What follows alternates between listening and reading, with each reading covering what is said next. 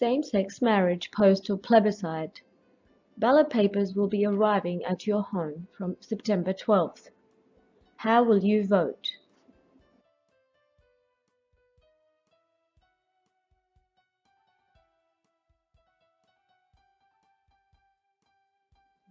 Here are some facts to help you make an informed decision. Same-sex marriage versus traditional marriage. The Great Debate. Same-sex marriage is promoted by the LGBTIQ, lesbian, gay, bisexual, transgender, intersex, queer. Plus, they also advocate for numerous other genders.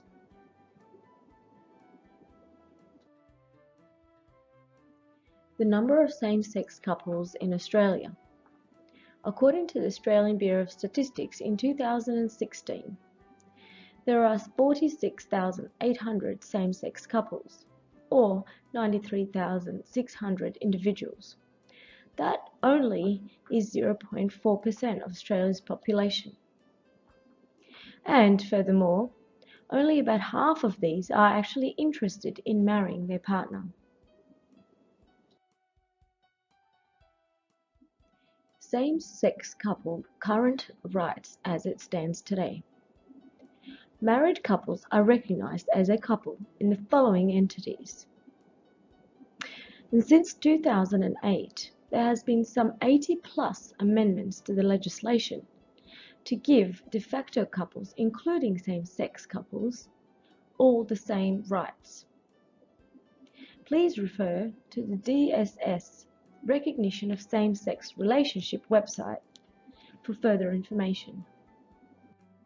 I would also like to highlight the following quote from an article published on the Greens website in 2015, and I quote, "In Australia, marriage equality actually has few practical impacts. State-based de facto legislation gives same-sex couples practically all of the same rights as their married straight counterparts." Please refer to the article named Beyond Marriage Equality on the greens.org.au website. Having confirmed that all legal rights have been achieved, what is then the aim of the LGBTIQ activists? Again, let me run you through a quote from the same article as before. When referring to gay and lesbian marriage equality, they declare, and I quote, "So when we achieve it, we can all celebrate and relax, right? Not a chance." The columnist also writes that, and I quote, "Recent experience has also found government-funded school chaplains preaching highly homophobic material at schools. By this, we can be sure that teaching various Bible verses which addresses the issue would be classified as homophobic material and should be silenced." This is Masha Gessen. She's a Russian-American journalist. However, she is also a prominent gay and lesbian activist. But I agree. It's a no-brainer that we should have the right to marry. But I also think equally that it's a no-brainer that the institution of marriage should not exist. So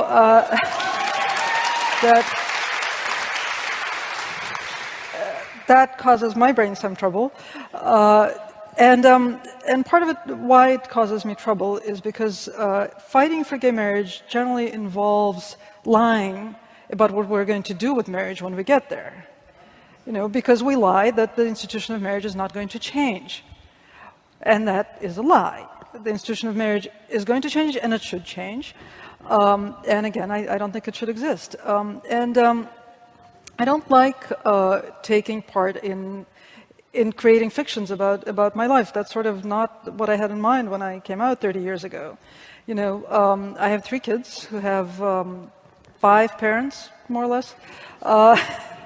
And I don't see why they shouldn't have 5 parents legally.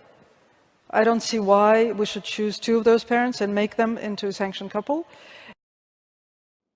So what is traditional marriage? Well, as God intended it in Matthew 19, verse 4 to 5, He who made them at the beginning made them male and female. For this reason, a man shall leave his father and mother, and be joined to his wife, and the two shall become one flesh. That is, one man, one woman, not polygamy, not same sex.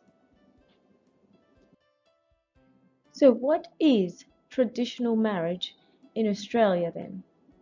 Well, since 1866, the legislation always stated one man and one woman, and to the exclusion of all others. The amendment in 2004 still consisted of the union of one man and one woman, to the exclusion of all others. There has been no change in this legislation since then. So how does any change to the legislation affect me? For starters, freedom of speech and faith will be impeached. An example of this was when a Christian street evangelist was charged in Brisbane for preaching that homosexuality is a sin. The Australian Equality Party aims to take away free speech from those who oppose same-sex marriage. Parents will have no right to teach Christian beliefs to children. So how does it affect children? Well, a child's needs will be disregarded and become secondary. Same-sex marriage institutionalizes the stripping of a child's natural right to a mother and a father in order to validate the emotions of gay and lesbian adults. The indoctrination of children through the Radical Safe Schools program, which aims to normalize homosexuality and gender fluidity to kids as young as 8 years old. And how does it affect the church?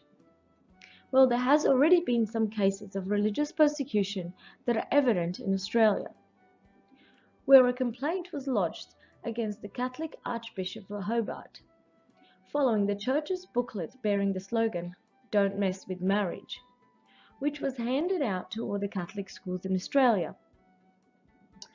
Also in Denmark, since the same-sex marriage was legislated in 2014, the government has managed to force the churches to conduct homosexual weddings.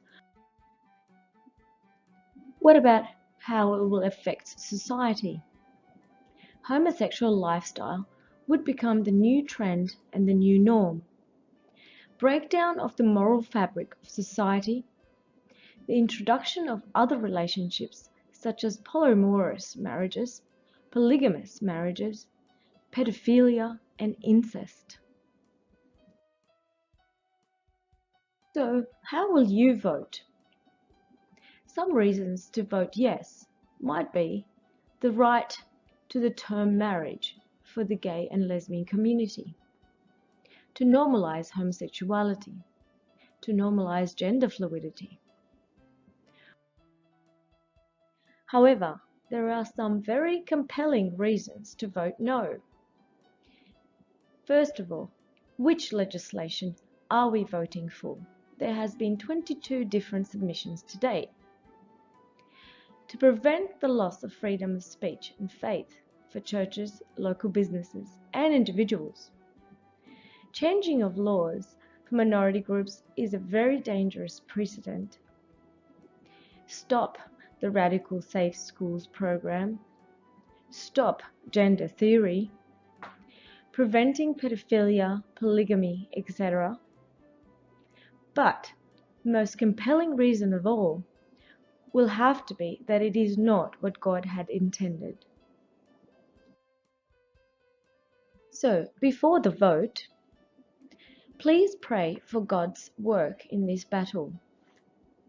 Educate yourself and continue the conversation in a respectful manner.